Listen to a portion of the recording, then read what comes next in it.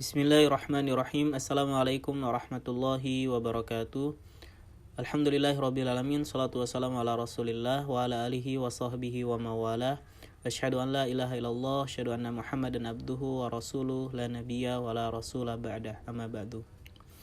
Yang terhormat Ustazah Nuril Izzah MPD selaku pengampu mata kuliah manajemen pendidikan manajemen pesantren. Perkenalkan, saya Jody dengan NIM A2021011475, Program Studi Manajemen Pendidikan Islam Institut Ummul Qura Al-Islami Bogor. Video ini dibuat dengan tujuan untuk memenuhi tugas ujian akhir semester pada mata kuliah Manajemen Pesantren yang diampu oleh Ustazah Nuril MPD. Video ini mengenai rancangan pendirian pondok pesantren.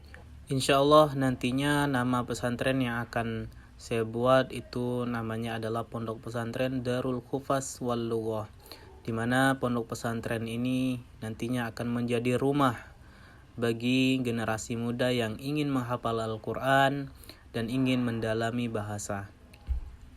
Kita ingat bahwasannya rumah merupakan tempat awal pertumbuhan dan perkembangan seorang generasi muda, di mana di sana ada seorang bapak dan seorang ibu yang senantiasa mengajarinya, di mana seorang ibu adalah madrasatul ula, itu adalah kepala sekolah yang pertama yang nantinya akan mendidik anak-anaknya sehingga anak-anaknya itu bisa menjadi tumbuh kembang yang sangat luar biasa.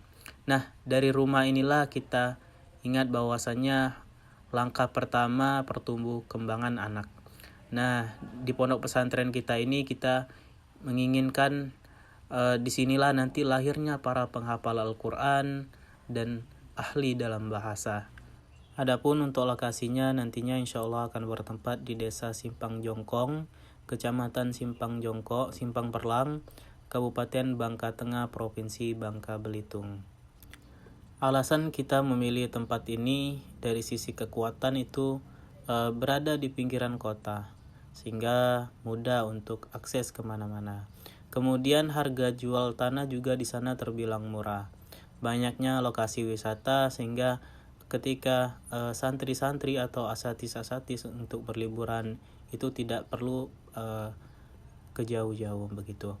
Kemudian di sana juga minimnya pungli, baik itu dari masyarakat, ormas ataupun pemerintah setempat. Kemudian dari sisi kelemahan atau ini harga jual propertinya sudah terbilang mahal. Kemudian masih terbatasnya guru hafiz dan ahli dalam pembelajaran bahasa. Adapun dari sisi opportunity atau peluangnya, minat masyarakat terhadap pendidikan itu sudah terbilang tinggi. Kemudian masih sedikitnya pondok pesantren yang didirikan di daerah tersebut.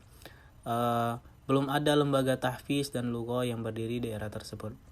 Banyaknya pengusaha-pengusaha yang cinta terhadap pendidikan di sana, sehingga ini menjadi peluang buat kita untuk bisa bekerja sama.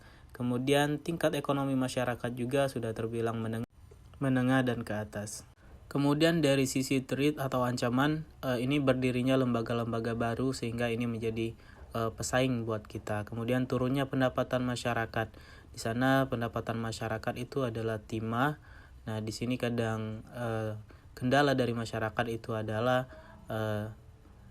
pendapatannya yang berkurang dan seperti itu. Kemudian masih adanya oknum pungli. Sehingga ini juga menjadi tantangan bagi kita di suatu lembaga. Inilah alasan kita kenapa kita memilih di lokasi ini. Selain untuk memajukan daerah sendiri dan secara analisis juga sangat mendukung bagi kita. Selanjutnya dari sisi perizinan, untuk kekuatannya proses pengurusan administrasi di sana tuh masih terbilang cepat. Karena waktu itu kita pernah mengalami untuk pembuatan BPJS itu prosesnya sangat cepat, alhamdulillah. Kemudian dari sisi weakness atau kelemahan, ini kita belum punya banyak akses untuk konsultasi dalam pengurusan surat perizinan. Selanjutnya dari sisi opportunity itu ketersediaan tempat konsultasi untuk proses perizinan, Terakhir dari ancamannya adanya oknum pungli. Begitu. Berikutnya mengenai pengadaan sarana dan prasarana. Untuk pengadaan ini nantinya akan menggunakan dana pribadi yang dimiliki oleh lembaga, kemudian dari donatur, dari usaha yang dimiliki oleh pesantren atau lembaga, kemudian dari pembayaran per bulan atau SPP dari santri atau murid. Kemudian untuk pembentukan visi misi ini akan sesuai dengan yang kita harapkan. Untuk kurikulum insya Allah nantinya kita akan menganut sistem Finlandia. Ini tidak memberikan PR kepada murid, jadi semua pekerjaan dikerjakan di sekolah. Begitu. Nah untuk legalitas untuk awal-awal nantinya kita akan menginduk kepada lembaga lain. Dan program insya Allah nanti kita akan ada 2 program. Pertama program tahfiz dan yang kedua adalah program bahasa. Ditambah nanti dengan pembelajaran ulum syar'i. Untuk masa durasi jenjang pendidikan ini atau masa pembelajarannya itu untuk tahfiz selama 2 tahun. Kemudian untuk pembelajaran bahasa itu selama 6 bulan. Selanjutnya nanti kita akan merekrut sumber daya manusia. Yang pertama itu guru, tentu nanti yang akan kita rekrut adalah guru yang mempunyai kapabilitas di bidang tersebut, seperti di bidang tahfiz maupun di bidang bahasa. Selanjutnya perekrutan karyawan dan nantinya perekrutan santri atau penerimaan santri. Berikutnya yang terakhir adalah strategi kepengasuhan. Nah untuk memudahkan kepengasuhan ini dan untuk agar semuanya bisa termanage, ini kita akan bentuk 3 kepengurusan. Yang pertama itu kepengurusan yayasan, yang mana nanti terdiri dari pembina, kemudian dari ketua, sekretaris, bendahara. Dan selanjutnya adalah nanti kita akan bentuk kepengurusan departemen, di mana ini di bawah yayasan, yang mana itu ada nantinya mudir ataupun kepala sekolah.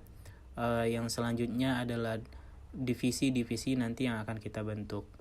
Dan berikutnya adalah organisasi santri.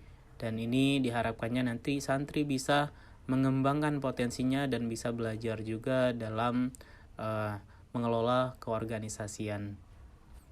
Demikianlah rancangan pesantren yang insya Allah nantinya akan saya buat.